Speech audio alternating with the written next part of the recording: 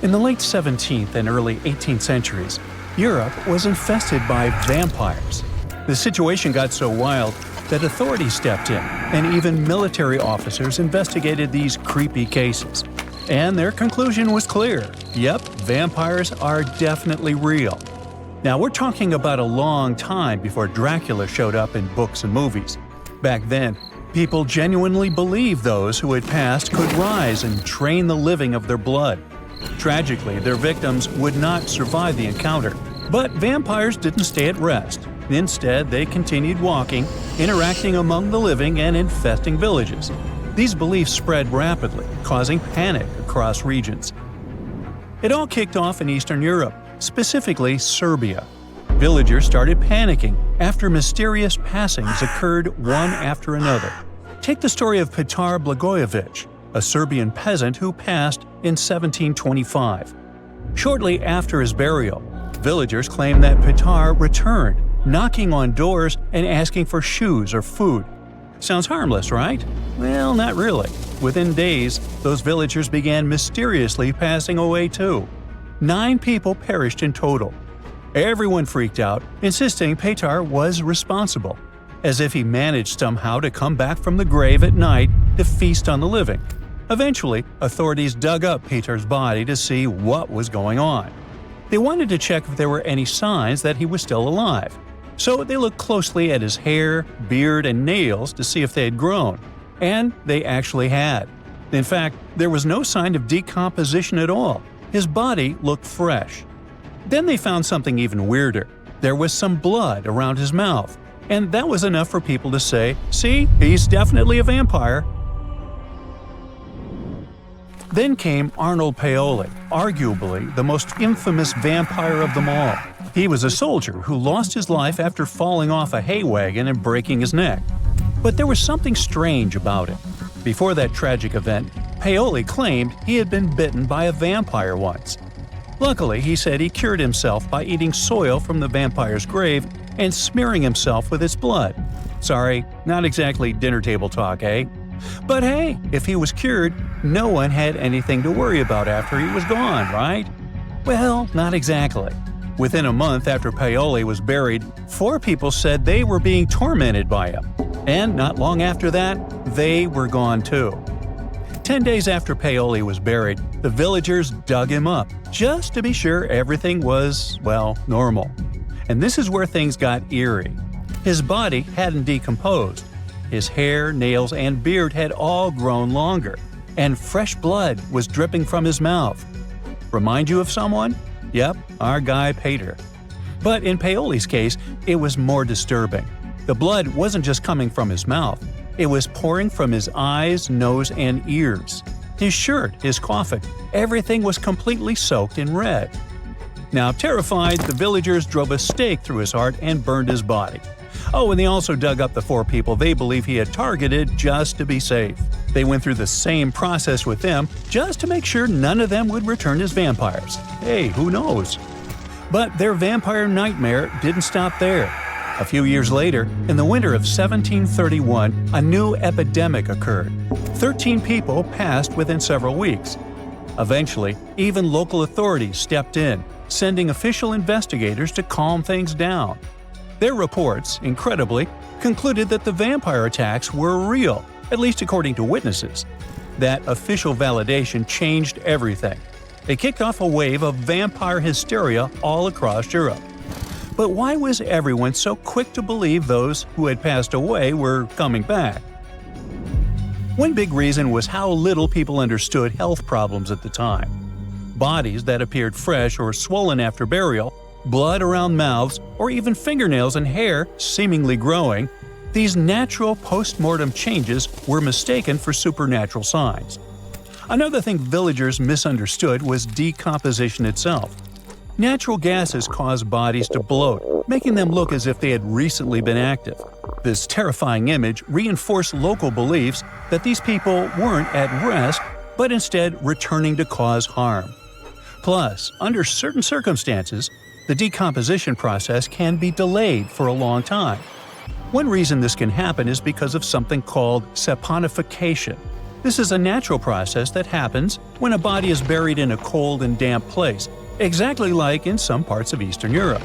In this kind of environment, the fat in the body can turn into a waxy soap-like substance. This wax covers the body and helps stop it from rotting. Okay, but how to explain the nails and hair growing? It's more like an optical illusion, not real growth.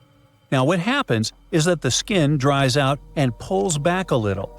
When the skin shrinks like that, it makes things like stubble on the chin or fingernails look longer than they were before. But that's not the case. And what about the blood? Well, it turns out science has an explanation for that too. How long blood stays liquid after someone passes depends a lot on the surrounding temperature. In colder places, it can stay fluid for days. So if a body was dug up, there's a good chance they'd still find liquid blood in the veins. It might have looked strange, even scary, but it was just the cold doing its thing and slowing everything down. Medical researchers today believe that many so-called vampire symptoms match up with conditions like rabies. Back then, most people in these communities kept animals around, and villages were usually near forests full of wildlife. And there's still no truly effective cure for rabies. This condition can cause things like insomnia, aggression, biting, and even a fear of water, which lines up closely with the way vampires were described. So it turns out all these supposed supernatural events had logical explanations. Today, we might make fun or roll our eyes at the idea of real vampires roaming around Eastern Europe. But back then, those fears were taken very seriously. Whole communities were thrown into panic. There are plenty of documented cases where families dug up their loved ones and removed their hearts, all because they believed the person was a vampire behind the strange things happening to the rest of the family. And newspapers across the continent picked up these stories, spreading the fear far beyond where it all started. What's wild is that stories about blood-sucking creatures didn't just show up in Europe. Similar myths popped up across different continents and time periods. In the Philippines, for example, there is the manananggal, a flying creature that splits in half. In Chile, they've got the peyote, a shape-shifting being that drains blood. And in Australia, some indigenous tribes told stories of the Yaramayahu, a little red creature that drops out of trees and drinks your blood with suckers on the ends of its hands and feet. How cute! Well, back in Europe, the hysteria faded by the late 18th century, thanks to growing medical knowledge. But as you know, the legend never really went away.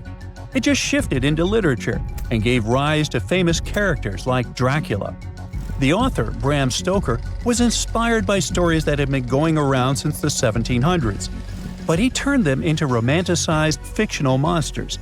You know, sharp teeth, pale skin, black clothes, that whole thing. And that was different from what the villagers believed they were dealing with. And, in a way, those frightened villagers weren't completely wrong. Something was draining those people's lives. But it wasn't vampires. It was just misinformation mixed with a whole lot of imagination running wild. So, next time you see a vampire movie or read a scary story, remember that behind the fiction lies a fascinating truth. A real wave of fear, confusion, and panic that swept Europe nearly 300 years ago, leaving a chilling legacy that still fascinates us today. A girl, once and beautiful, ended up in a grave with a huge sickle across her neck. There were no signs of violence, no indications of any actual crime. Yet, someone was clearly terrified when they forced her into that grave. So scared that they even placed a padlock on the big toe of her left foot. They wanted her to stay in the tomb once and for all, fearing she might rise and take revenge on them. So, a whole community turned against a young lady who wasn't even over 20 years old, deeming her to be of ultimate danger. Do you see what I'm driving at? Let's test your historical knowledge. Who has been feared throughout human history to such an extent that commoners couldn't shake off that lingering sense of dread, even after their passing? If you say witches, warlocks, and vampires, you'd be completely correct. Just a little hint here. If you can't overpower someone physically, you can do it supernaturally. Well, that's at least what people used to think back in the 17th century. Not only was there a sickle and a padlock, but there were also signs of an attempt to twist the girl's corpse in the grave and turn it face down. This attempt had failed, leaving her spine buckled and twisted. By the way, the padlock wasn't necessarily meant to lock a vampire. It was more likely a talisman against evil spirits. That's a peculiar and, let's face it, very cruel way to bury someone. Yet it was a common practice for creating anti-vampire burial sites. The methods for preventing vampires from rising were quite elaborate. First off, let me introduce a term. Anti-vampire graves, known as revenant graves, date back thousands of years and have been found in various locations across Europe. Europe, you heard that right. Now before you say, hey, vampires are a Romanian thing, Dracula, duh, let me convince you otherwise. They are a part of all European folklore, meaning you can find references to them throughout Europe. With new settlements in America, vampire lore spread there too, eventually turning into the Twilight Saga. These anti-vampire burials are characterized by evidence of precautions taken to prevent those who bit the dust from rising. Such measures could include placing large stones on the deceased's legs or even piercing the body with a lance to fix it to the ground. To be completely safe, they could also consider removing the head from the torso. So, burying the body face down, cutting off the head, and pressing the body with a stone were the methods used to keep someone believed to be a demonic being from leaving the grave. Let's return to the poor lady, or rather, the girl. A couple of archaeologists, Dariusz Poliński and his partner, Magna Durodzka, who happened to be partners in both crime and life, stumbled upon her grave. Strangely, all of her 206 bones remained untouched. Yet no gravestone, no name, nothing. Just a lonely grave on a hill in northern Poland. Poliński, a professor of archaeology, and Zagrodzka began piecing together the story of the woman they eventually named Zosia. Carbon dating suggested she had been about 18 years old and had passed away about 350 years ago during a chaotic time in Poland's history. There is little documentation about this graveyard, which seemed to serve as a resting place for individuals marginalized by the community. Was Zosia a poor girl who had been marginalized because life forced her into the worst situation a lady could face? Not really. As the archaeologists delved deeper, they stumbled upon some hints that indicated she might have hailed from a rich family. Her burial featured a stylish bonnet, and the delicate silk along with shiny silver and gold threads found with it suggested that it was part of an elegant headdress. This all pointed to the idea that she had some serious status or wealth. But the way she was buried indicated her outsider status in the village of Pien. Perhaps her presence there was unwanted, hence the idea of her being a vampire, backed up by the manner in which she was forced into the grave and held there. By analyzing the structure of her skull and extricating DNA from her skeleton, scientists created a reconstruction of what her face might have looked like. The specialists meticulously reshaped Zosia's likeness using modeling clay on a 3D printed model of her skull, which proved to be a deeply moving experience. They remarked that while they often worked on face reconstructions, in this case, they also sought to restore her dignity. Utilizing these three methods, the team reconstructed Zosia's 400-year-old face, revealing the human story buried beneath supernatural beliefs. It's ironic, isn't it? First, people tried their hardest to make the world forget her face and prevent her from ever coming back. 400 years later, people did everything they could to bring her back to life. Her picture now is all over the internet, yet we will never see the faces of those who buried her. Alas, this reconstruction project only allows viewers to visually connect with Zosia, but her true story remains a mystery. But what we know for sure is that people who were deemed vampires were badly discriminated against, to say the least. Rumor had it that hungry vampires would even steal people to quench their thirst. Let's use math to prove this rumor wrong and prove that Zosia wasn't one of them. Back in the year 1600, there were only 537 million people worldwide. Yeah, this data may not be very accurate, but it's pretty close to reality. A physicist, Kostas Eftimiou, calculated that if a vampire had been drinking one person's blood each month, humanity would have faced extinction within a few years. Starting with one vampire and a population of 537 million in 1600, this math shows we'd have no humans left by July 1602. But here we are now. Well, while placing a stone on a corpse to make sure the vampire doesn't rise may be something new to you, there are also a bunch of stereotypical things associated with these creatures that you definitely know, such as garlic and mirrors. Funnily enough, even though it's all based on a bunch of superstitions, there's pretty good logic behind the garlic thing. You see, it contains a special compound called allicin, which is a powerful antibiotic. While people back then couldn't know what an antibiotic was, they noticed garlic was pretty effective against various conditions. Since they believed vampires were created by a particular blood condition, they also believed garlic could defeat a vampire. And there's more. There's actually a blood condition called porphyria, which makes people look like real vampires.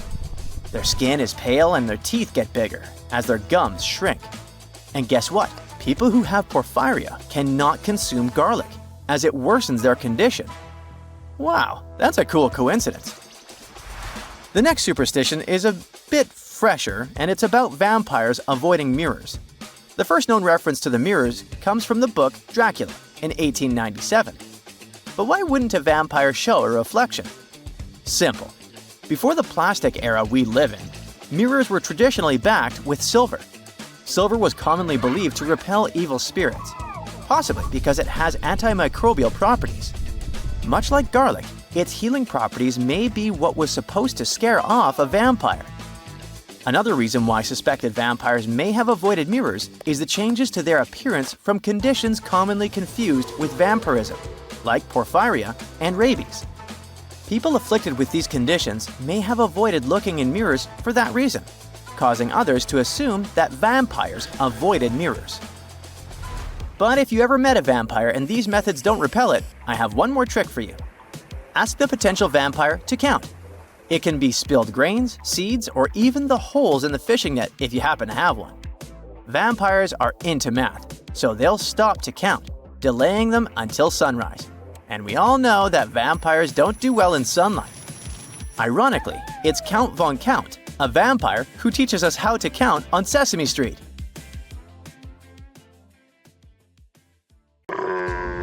Not many civilizations are as mysterious as ancient Egypt, a powerful empire that lasted over 3,000 years. It gave us pyramids that still stand and myths that still inspire. It's one of the most explored places on Earth, yet somehow, we still find exciting stuff. In Abydos, archaeologists just uncovered a 3,600-year-old royal tomb. It's huge! It has golden hieroglyphs of deities covering the entrance, but the pharaoh's name? It's not there. It's missing. Who was this ruler, and what new chapter could this open in Egypt's story? If there's one place in Egypt where the line between life and demise feels thinner, it's Abydos. To the ancient Egyptians, this was sacred ground.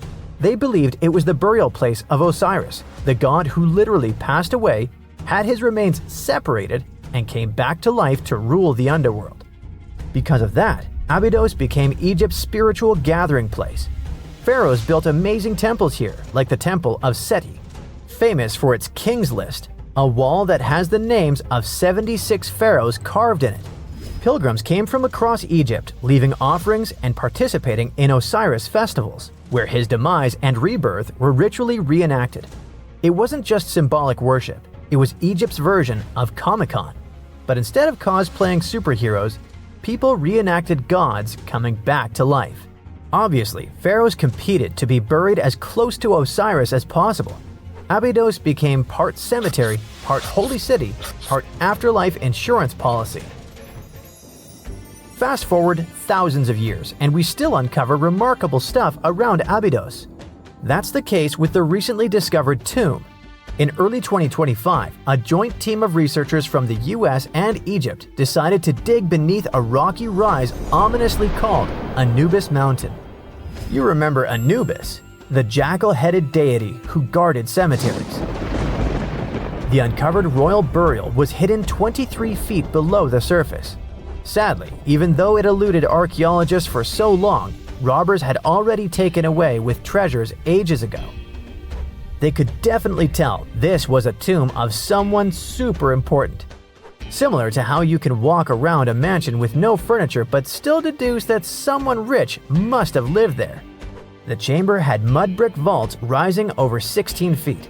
That's taller than a female giraffe standing upright. For something built 36 centuries ago, it still felt enormous. However, when you remember that Egyptians were masters of architecture, nothing seems surprising. So no treasures, no golden mask, and sadly, no name. The cartouche that should have spelled the king's identity was unreadable. Egyptian tombs usually bragged about who was inside. In ancient Egypt, a cartouche was basically a big oval name tag for kings wrapped in hieroglyphs. Think of them as VIP passes that worked in both this life and the next. Without it, your soul couldn't check into the afterlife hotel. That's because to the Egyptians, your name, your ren, wasn't just so your teacher could distinguish you from kids with the same haircut. It was a core part of who you were. As long as your ren survived, so did you. To have your name forgotten was considered a fate worse than passing away. A soul cannot journey without a name. That's why you'd see cartouches all over the place, on temples, obelisks, jewelry, statues, and tomb walls. It wasn't there just for the marketing. It kept the pharaoh's presence front and center everywhere you looked. Imagine building a massive tomb only for 3,600 years later to walk in and go, who is this guy again? Not cool at all. That's why it's fair to imagine our nameless pharaoh haunting the robbers for all eternity. So yeah, cartouche was considered very significant. One of the most famous and mind-blowing examples comes from the tomb of Thutmose III. His burial chamber and sarcophagus were literally shaped like a cartouche. In other words, the entire room was a living architectural symbol of his name. Thankfully, in the recently discovered tomb, not everything was erased. Painted in golden hues at the entrance were two familiar guardians, deities Isis and Nephthys. Isis was the magician who stitched Osiris back together and breathed life into him. Nephthys, her sister, was the eternal mourner and protector of the mummy. Together, they promised that whoever rested here would not face the afterlife alone, and it's one additional proof of the importance of the mysterious pharaoh. So, who could this be? To answer that, we need to go down history lane. This tomb dates back to Egypt's messy chapter called the Second Intermediate Period. Instead of one ruler in charge, the country had many rival kingdoms, each with its own little power base, like a real-life Egyptian version of Game of Thrones. And right in the middle of that chaos was Abydos. For a while, it was home to its own line of kings, the so-called Abydos dynasty. Those weren't the pyramid builders everyone knows, and that's why they're so mysterious. They left behind almost nothing. No great monuments, no sprawling cities, just fragments of names on broken blocks. For centuries, many scholars even doubted they existed at all. That sorta changed in 2014, when archaeologists uncovered the tomb of Senebkay, one of those shadowy kings. Now, everything we know about Senebkay points to him having quite a story to tell. His bones revealed 18 deep wounds, the kind you get in battle. He had blows to his skull, back, and hands, and likely lost his life fighting, making him one of the few pharaohs we know who sadly fell in combat. His tomb was modest, with reused artifacts from earlier kings, but it delivered one priceless thing: proof. Until Senebkay, the Abydos dynasty was just a theory. With him, it became real. And that's why the new discovery could be a big deal. The newly uncovered royal tomb at Abydos shares the same layout and style as Senebkay's. It has limestone chambers, mud brick vaults, and protective deities, although it's much bigger. Which again raises the possibility that we're looking at an even earlier, more powerful ruler of Abydos. Whoever he was, he wanted to be remembered alongside the greats. Which is ironic, because it seems that history tried erasing him. Perhaps additional findings alongside his tomb could tell us more. Yes, there's more, and it's actually pretty cool. Not far from Abydos, in the village of Banawit, archaeologists uncovered a Roman-era pottery workshop. Yeah, you heard that right, a pottery factory close to a pharaoh's burial ground. The site had huge clay kilns, storage rooms, and even broken shards called ostraca. They were basically ancient sticky notes. Except instead of shopping lists, those had receipts scratched onto them in Greek and Demotic Egyptian. Little records of everyday transactions, the kind of thing you'd never expect to find near a lost dynasty king. Honestly, the potters missed a chance. Forget boring receipts, they should have been selling Osiris's mugs and Anubis figurines to pilgrims and tourists. But that's not all. It seems that centuries later, during the medieval period, the same ground became a cemetery. Archaeologists found mud brick graves with skeletal remains. This could mean that Abydos kept its aura of significance for hundreds of years after the Age of Pharaohs. So why this hill again and again? Is this place really a getaway to the afterlife? It is, after all, the very place where Osiris is said to rest. That belief lingered like a shadow for thousands of years, strong enough to pull in pharaohs and later medieval families. Different rituals, same sacred ground. Although, to be fair, the Romans weren't here for Osiris. They came to make pots. The story of Abydos is not over. The excavations will continue, and who knows what else could be discovered in the future. Today, archaeologists are armed with tools that are basically X-ray glasses for the desert. Every scan could reveal a hidden chamber, or if we're lucky, finally give our nameless pharaoh his wren back to him. In fact, I became strangely invested in finding out who he was. So let's hope for some news soon. It's only a matter of time. Do you have your own theories? Let me know. One more step in the wrong direction, and the crossbows will release their arrows. If you open the wrong door, you'll end up in a river of mercury. It's almost impossible to get out of this place, but it is even more difficult to get here. No, this is not a location from an adventure movie, but a treasure hunter. This is a real giant tomb filled with traps and streams of toxic mercury. And it's not somewhere deep in the Amazon jungle or an unknown island. This tomb is located in central China, near the city of Xi'an. And you know what the coolest thing is? This tomb was built more than 2,000 years ago. And even now, in the 21st century, we still don't know how to get there. But let's start from the beginning. Many of you have probably heard of terracotta statues. Thousands of clay sculptures of people. Those statues were first found in 1974, when a group of peasants were digging decks near Xi'an. They found a detailed human-sized figure, and that was 1 out of 1,000. Each figure was made as realistic as possible. Each of them was unique and had its distinctive details. More than 50 years have passed, and scientists are still digging up these sculptures. The number has already exceeded 8,000. But what are they doing there? What is their purpose? Terracotta sculptures are kinda guarding the tomb of Emperor Qin Shi Huang. He was such an influential man in China that he wasn't just buried in a tomb. His servants created a giant coffin complex the size of a small town. So, if thousands of clay guards symbolically protect this place, it's difficult to imagine what's in the center of this ancient, gigantic tomb. But first, let's find out who Qin Shi Huang was, and then move on to the dangerous traps. He was the first son of the ruler of the kingdom of Qin.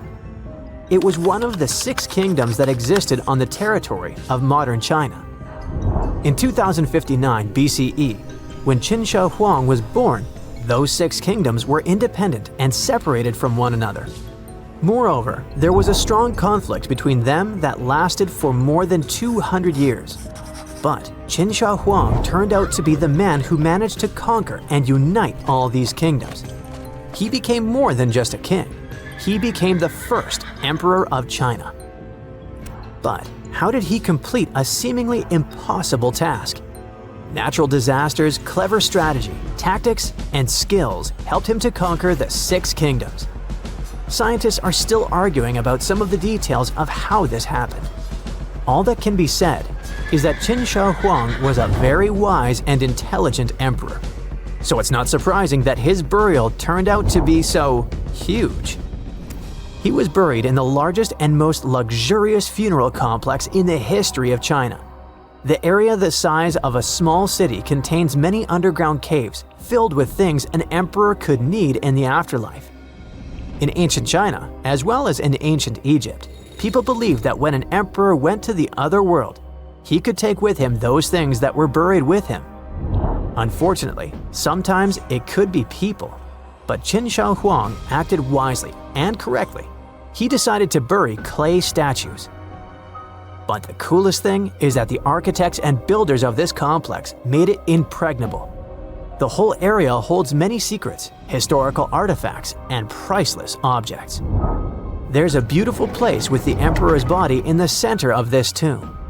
Imagine how many treasures you can find there, and all of them were meant to remain untouched and unseen by other people. And we probably won't be able to get to them, at least in the near future. Ancient Chinese historian Sima Qian wrote something about the tomb about 100 years after the emperor's burial.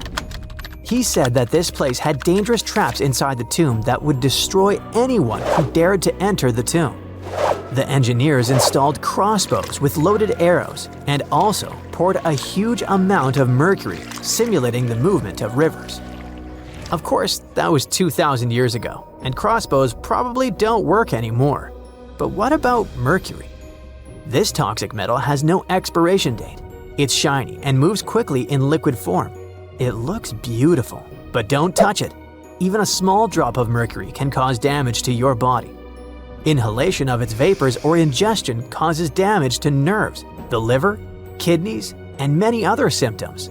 And that's just one drop. Imagine how dangerous rivers of this substance can be. Who knows how much mercury was loaded there by the tomb builders?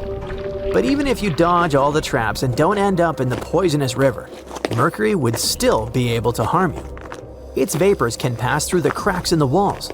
This means that the entire tomb is probably soaked in this substance. And by the way, this is not just a guess. Scientists have measured the mercury level at the excavation site and found that it's much higher than normal. But why mercury? In ancient China, mercury was considered the elixir of youth, the source of immortality. According to the records, Qin Shi Huang often took pills with this element. Perhaps this was the reason that his life ended at the age of 49. In any case, people can damage ancient structures and artifacts during excavations. For example, archaeologists caused great damage to Tutankhamun's tomb during its exploration. You dig around, but then suddenly the entrance collapses and you destroy vases, scrolls, interior decorations, and other stuff. But even if you do everything carefully, the writing and drawings on the walls can be destroyed by sunlight or oxygen. Places where there has been no fresh air and ultraviolet radiation for thousands of years have their own chemical composition that can be damaged by contact with the outside world. In the 1970s, when archaeologists were excavating terracotta sculptures, the paint pigment fell off the statues because of contact with the sun and air. Fortunately, the archaeologists quickly adapted and created a technology that allowed them to get the statues out without damaging the paint. It was a long and careful process, but it was worth it, and here's why. According to ancient writings, the emperor created an underground kingdom with a beautiful palace in the center. He decorated the ceiling of this palace with expensive pearls. You know why? To simulate the stars in the night sky. And that's just the ceiling. It's difficult to imagine how the walls, floor, and tomb of the emperor are decorated. Besides, scientists expect to find many other statues that copy the emperor's servants. So, in simple terms, the tomb of Qin Shi Huang is a paradise for archaeologists and historians. But of course, it will take more than one generation before they extract all the treasures. Some experts predict that the excavation of the entire tomb could take centuries.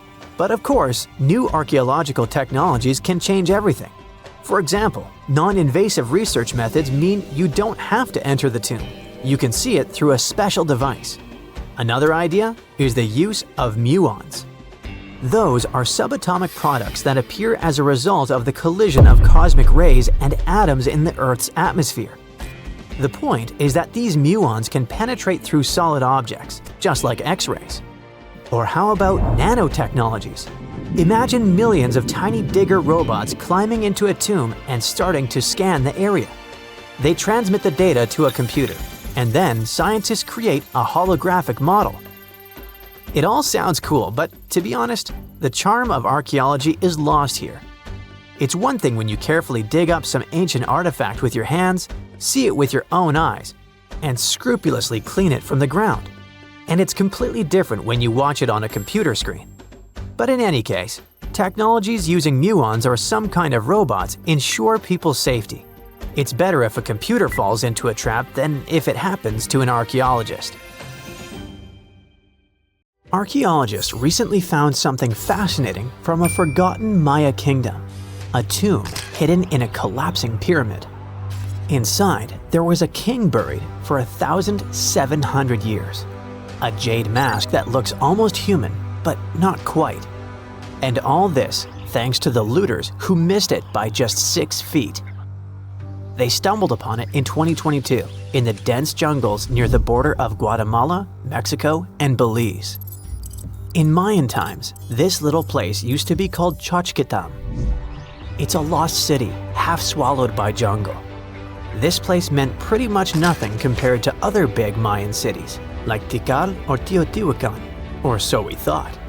The team found a tomb of a Mayan ruler. The artifacts, the names of kings, all this revealed that Xochitlam wasn't just some tiny village. It was a pretty important place for that culture. And what they found inside that tomb may rival the treasures of any Maya metropolis. The tomb's ceiling had collapsed long ago, but the offerings were still inside and remained intact even after centuries. They recovered over 16 spondylus shells. These things were used by the ancient elite for power and rituals. That meant that whoever the tomb was related to, it was someone wealthy, of high status, who got themselves a ceremonial burial. Archaeologists also found carved femur bones. They were etched with hieroglyphs and names. Maya literally wrote their history in human remains. Researchers want to dive super deep and get a DNA analysis on the bones. Maybe that will help uncover familial ties, origins, or health problems these people might have faced. And most important of all, the mosaic jade mask. It was pieced together from luminous green tiles into an expression that feels almost human, almost alive. A lot of people were joking that it's just like Jim Carrey's mask in the famous movie. But it wasn't a magical artifact. That was the face of a forgotten Maya king, staring out at us after 1,700 years of silence. His name was etched into the femur bones, Itzam Kokaj Balam. Historians think this might be the ruler who reigned around 350 BCE. Unfortunately, this period is super underdocumented. We barely know anything about those times, but it looks like he was pretty important to the locals. One of the bones even showed a carved figure holding a deity's severed head. The deity's head looks exactly like the jade mask. Perhaps this was supposed to be the king himself, defeating some mythological villain. Other inscriptions mention the king's father and grandfather. That links Xochitlam to the mighty Maya capitals we mentioned, Tikal and Teotihuacan. Tikal was once the beating heart of the Maya world. It was a fascinating megapolis. A city rose from the Guatemalan lowlands with towering step pyramids that scraped the sky.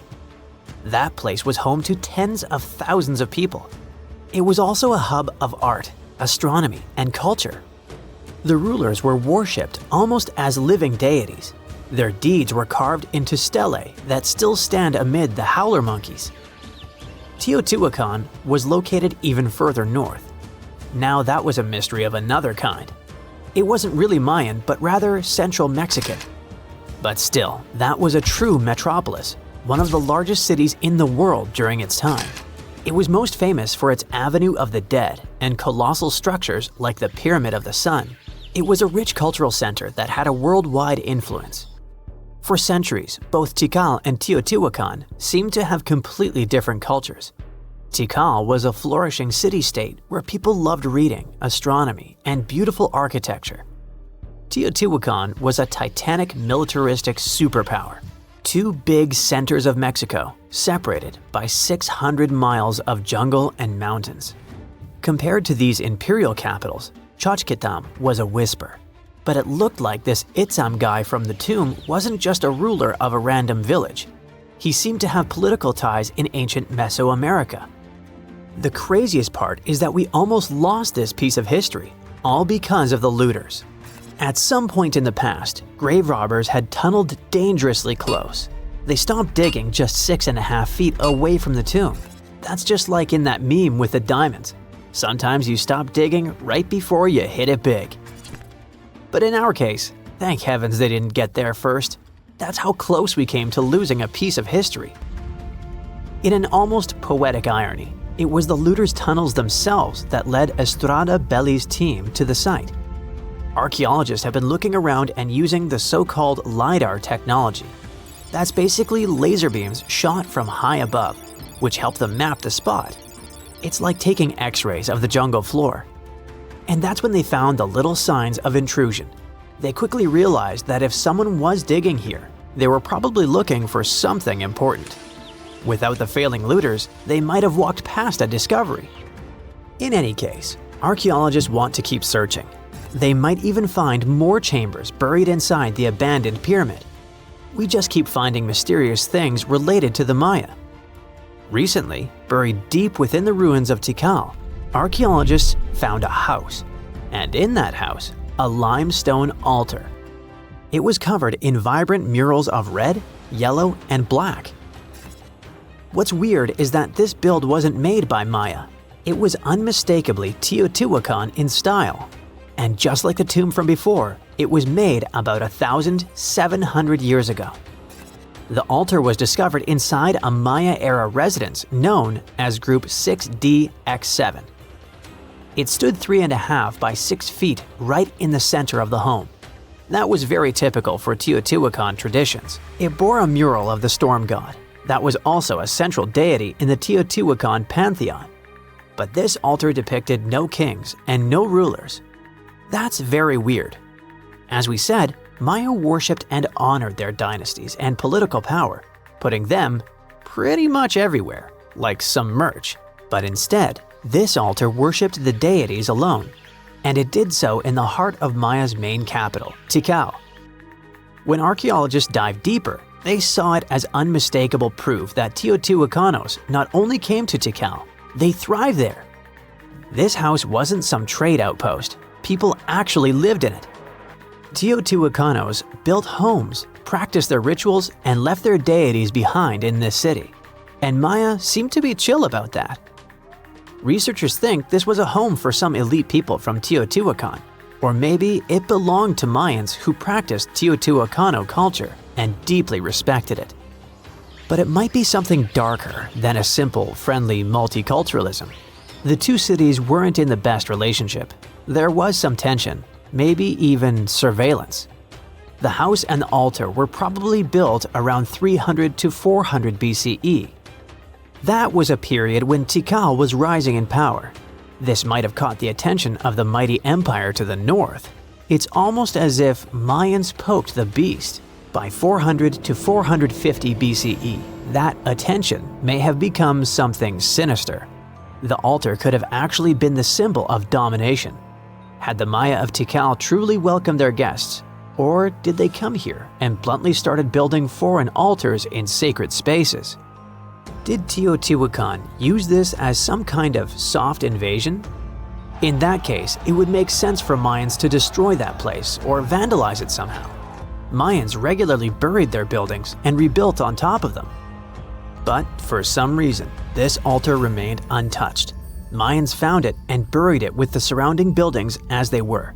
No vandalism, no destruction, no rebuilding even. Looks like they had some complicated feelings about Teotihuacans. It was a time when cultures clashed, fused, overlapped, and possibly spied on each other. Perhaps one day we'll learn more about what really happened among these ancient civilizations. Once upon a time, I searched through the jungle, following a map poorly drawn on a piece of cloth. After days of walking, I reached an ancient Mayan temple. As soon as I stepped in, a strange noise echoed. I turned to leave, but suddenly the floor cracked beneath my feet. I fell into a 1600-year-old tomb. Finally, I got lucky. That day, I walked out with shiny jades, carved seashells, a creepy afterlife mask, and a curse that's been haunting me ever since. Well, okay, maybe it didn't happen exactly like that. Or maybe it didn't happen to me. Sadly, real-life archaeology is not like Indiana Jones movies. However, the findings can be as exciting and important, especially in Belize, where archaeologists just found the first identifiable ruler's tomb in the lost Mayan city of Caracol after 40 years of digging.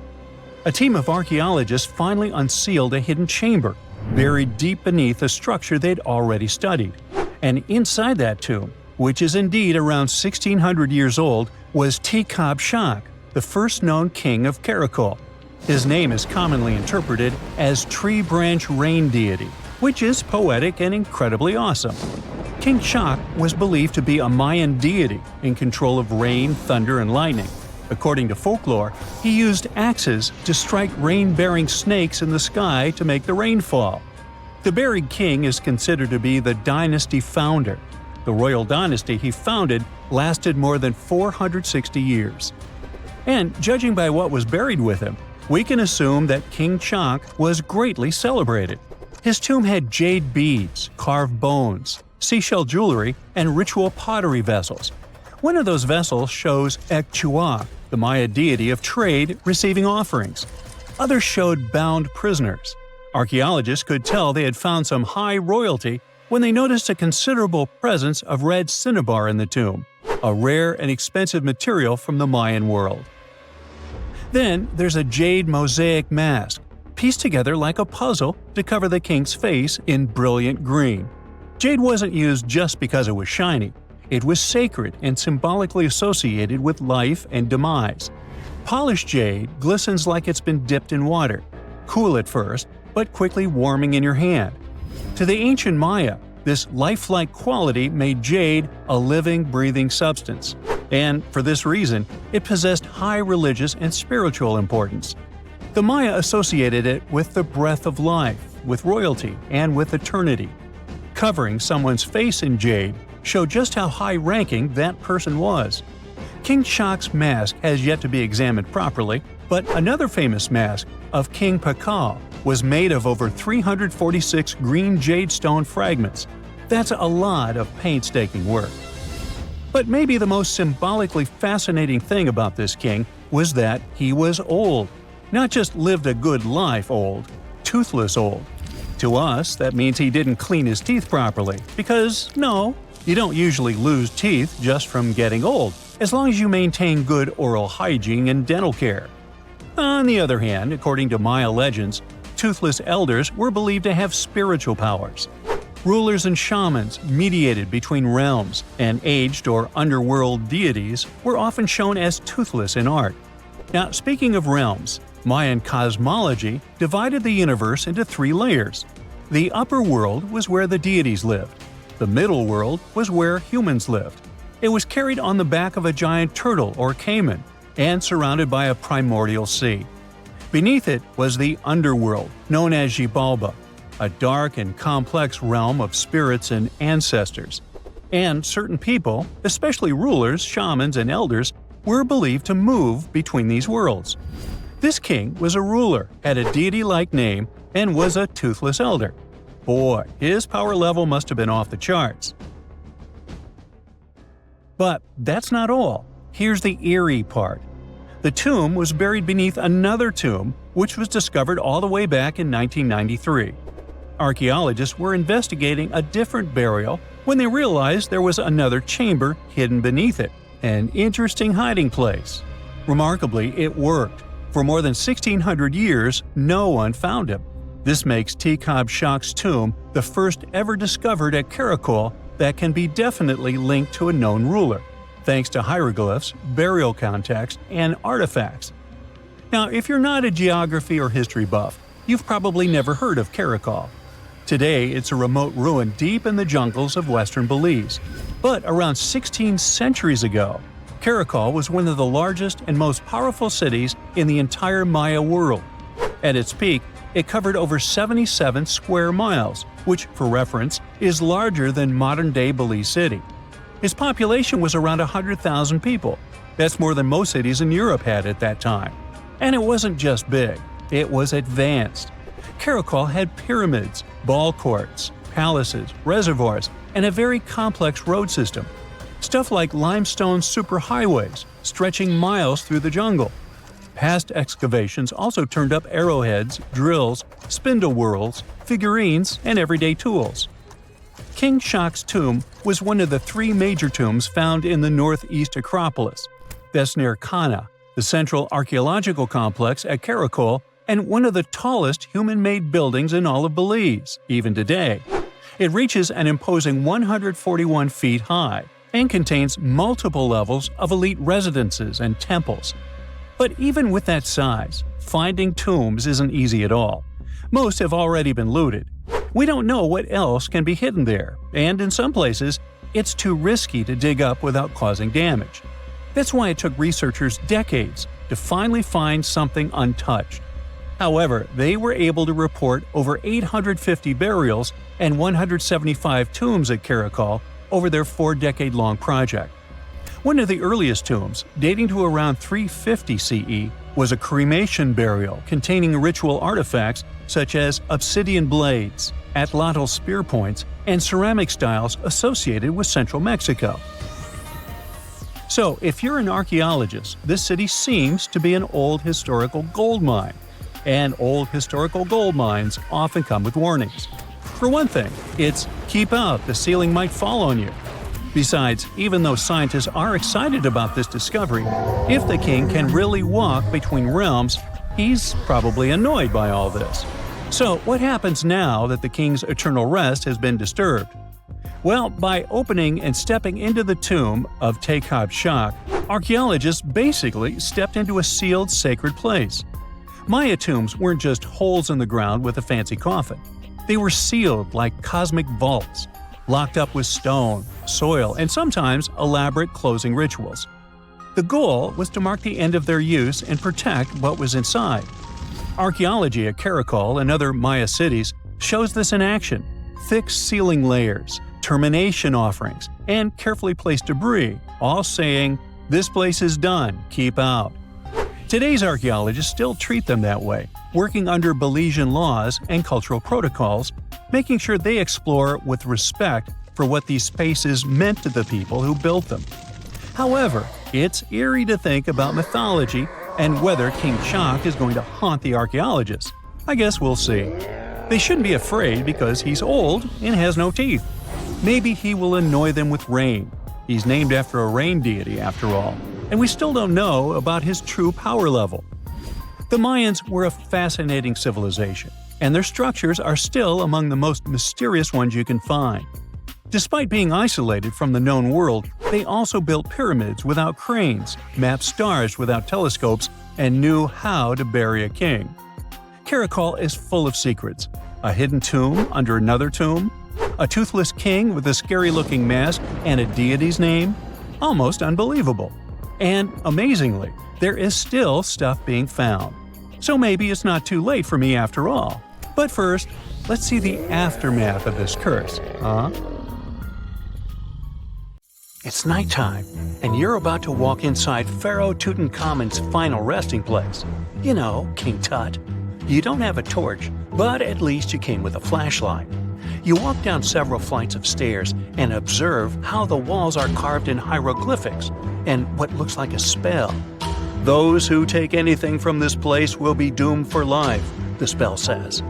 Even if you don't really believe it, this scares you a little bit. You find a huge stone door. Is it a trap? You manage to open it, but oh no, it's only an empty chamber. You check your map. It seems like you're heading in the right direction. After what feels like hours, you realize you must be trapped inside a labyrinth. You try to retrace your steps, but you can't find the door where you came in from anymore. That's it, you think to yourself. You've fallen for the Pharaoh's trap. What's worse, you didn't bring a lunch. Okay, so we've all seen Hollywood movies where the main character is exploring ancient ruins and faces some seriously dangerous traps, right? We've been told Egyptian royalty protected their final resting places with venomous scorpions and snakes, sliding doors that will trap you for life, and giant rolling boulders that will crush anyone on their paths. The thing is, were these traps truly real? Well, I regret to be the one to break it to you, but this is all fiction. These elaborate traps were too technologically advanced for ancient civilizations to pull off. That is not to say, however, that there weren't any traps at all. Ancient civilizations, like the Egyptians and the Mayans, are known for their practice of building entire monuments dedicated to the ones who had passed away. These structures would often reflect the position of person occupied in society. So, for the really important people, the VIPs of their times, massive monuments were built to host their bodies long after they were gone. Some of these civilizations believed that a person's life would continue on the other side of the veil. For that reason, a person would be buried together with the belongings of their current life. If they had a lot of money and power and stuff, that meant their resting places would be filled with riches and gold. Now imagine if you lived in ancient Egypt and you knew exactly where all the pharaohs' tombs were located and had heard rumors of the amount of wealth kept in these places. Maybe you would be tempted to go check it out, right? We're talking about large rooms filled from floor to ceiling with golden artifacts, jewels, and even money. I mean, it does sound tempting. And since there weren't any security guards protecting the entrance of these places, Egyptians needed to get creative as to how they would protect these riches. These old civilizations found some traps to be useful. A recurring one was building empty rooms inside the monument to confuse a burglar. Now, let's take a look at Amenhotep III's final resting place as an example. It was built in the city of Luxor, in a spot also known as the Western Valley of the Kings. Two French engineers originally discovered the monument between 1905 and 1914 CE. The structure is huge and has more than 10 chambers, connected by long corridors and steep stairways. The King's Chamber is the most hidden one, and for an outsider to try and find it, they will probably enter a lot of empty rooms beforehand. Other pharaohs tried to protect their riches by commissioning monuments with false doors concealing pits that were up to 20 feet deep. This way, an unwarned and unwanted visitor would be surprised by the deep hole on their way to the king's resting chamber. Alongside false doors, pharaohs made sure to build labyrinth-style corridors and false walls. This way, robbers could take hours or days before they found the king's real chamber. As to pits with poisonous snakes on them, if there were any reptiles inside these monuments, they probably got inside on their own and would most likely not stay there for long. There is no way snakes would survive years and years without food inside these pits. So yes, another Hollywood-induced belief right there. If these traps seem boring to you, archaeologists did find an interesting deterrent in the final resting place of the Red Queen of Palenque in Mexico. Palenque was one of the most powerful Mayan cities in pre-Columbian Mexico, and the Red Queen was believed to be the grandmother of the last Mayan king, undoubtedly a person of immense importance to the empire. In her honor, a huge monument was built to keep her body after her passing. The discovery of the tomb itself was already thrilling. Archaeologists found an ancient monument when digging at the site back in 1994. The first thing they found was a room with a hidden door. Once they opened the door, they discovered a long corridor. Finally, at the end of this corridor was the Queen's chamber. The team of archaeologists was beyond excited to unearth this chamber with the mummy of the Queen herself still inside it.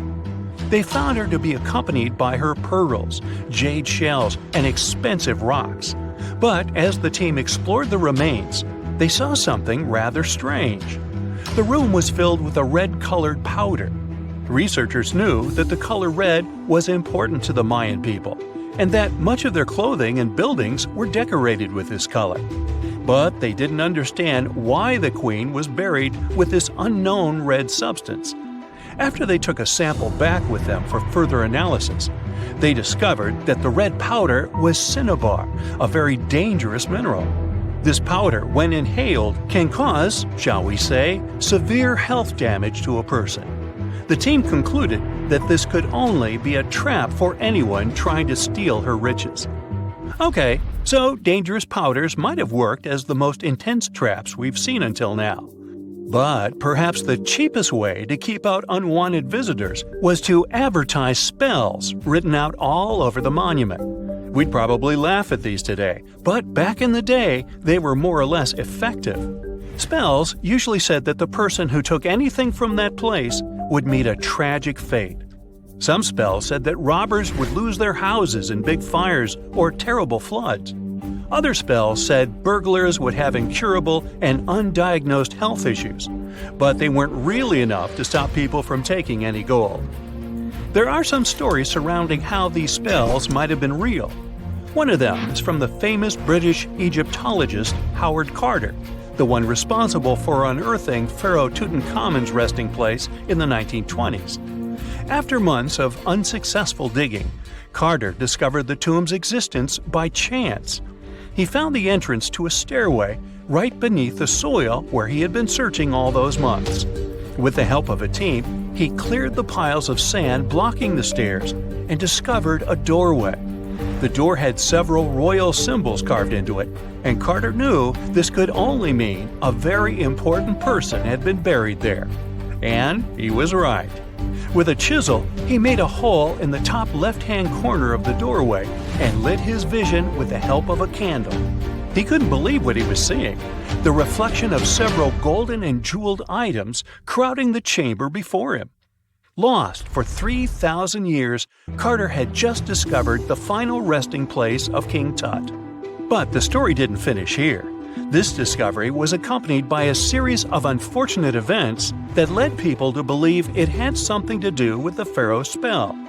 Carter himself mysteriously passed away just a few years later, and some of his assistants lost their houses in floods, just like one of the spells threatened. Some say it's just coincidental, as there's no real proof of these things being connected. Well, what do you think? Was this an effective trap after all? Unlike many other ancient Egyptian burial grounds, King Tutankhamun's tomb stayed hidden and free of unwanted thieves for 3,000 years. One reason was that the tomb was smaller than average and tucked away in a place called the Valley of the Kings. This area was already being extensively explored by the time they stumbled upon Tut's spot.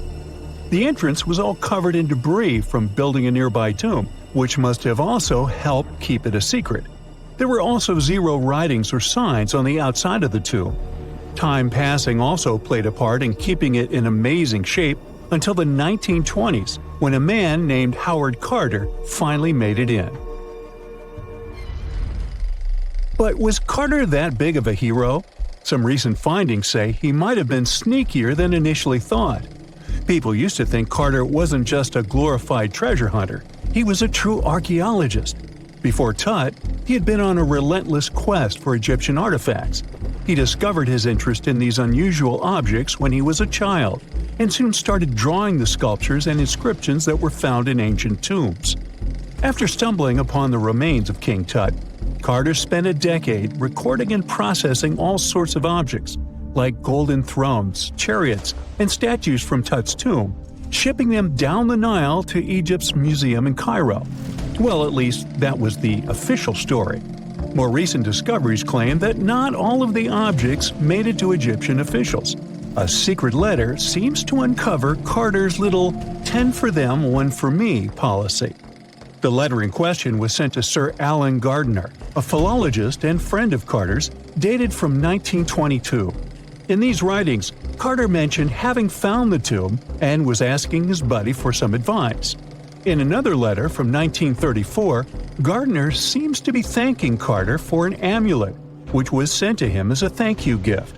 Carter was adamant that it didn't come from Tut's tomb, but evidently it did.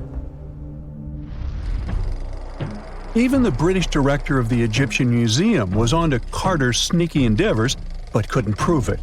He compared Gardner's amulet to others from Tut's tomb, and lo and behold, they were a perfect match. Gardner was so disappointed to have been put in such a sticky situation that he vented to Carter in another letter. Deciding to be a good friend, Gardner didn't throw the famous archaeologist under the bus.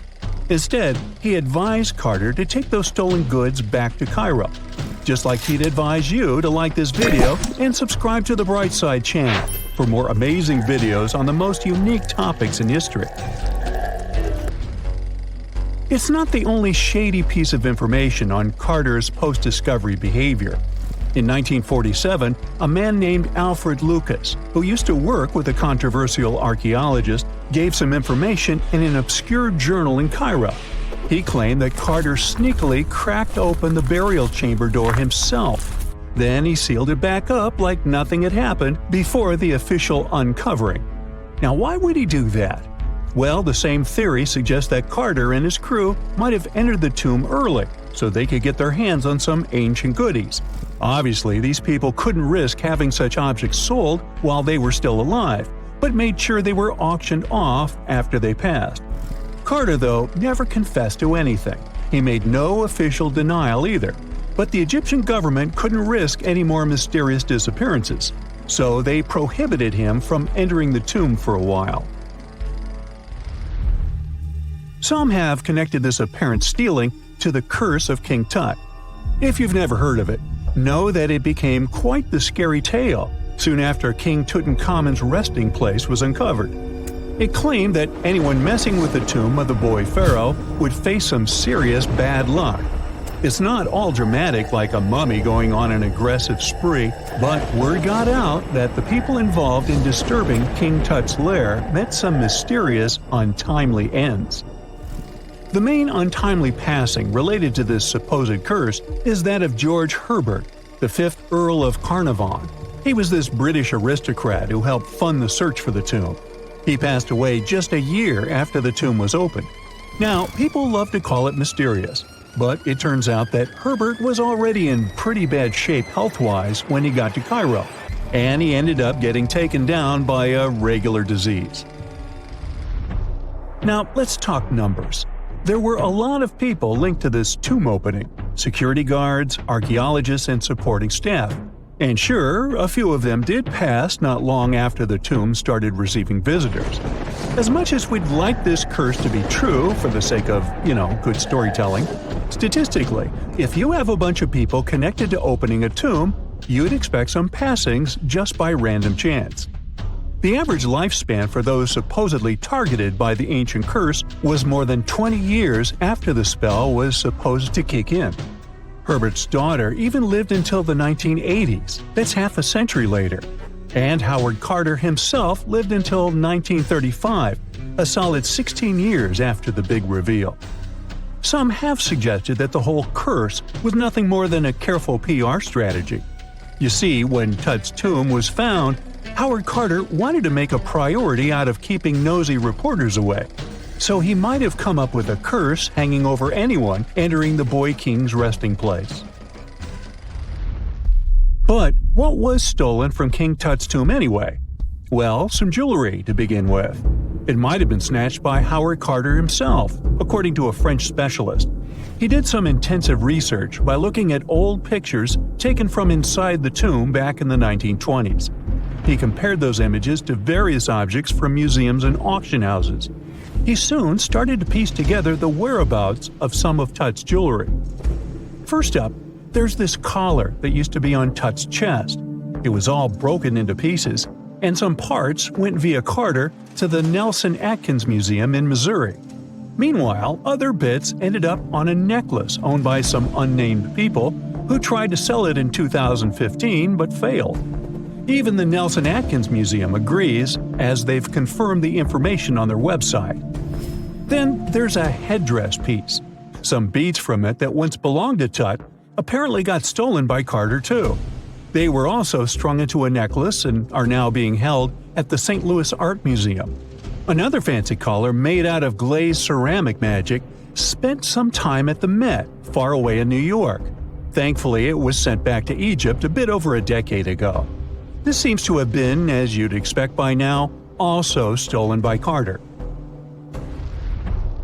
Missing artifacts aside, King Tut still gave a ton of amazing objects that helped us learn more about this incredible ancient culture. Starting with the famous burial mask. It's this massive 21-inch gold art piece with semi-precious stones and glass paste.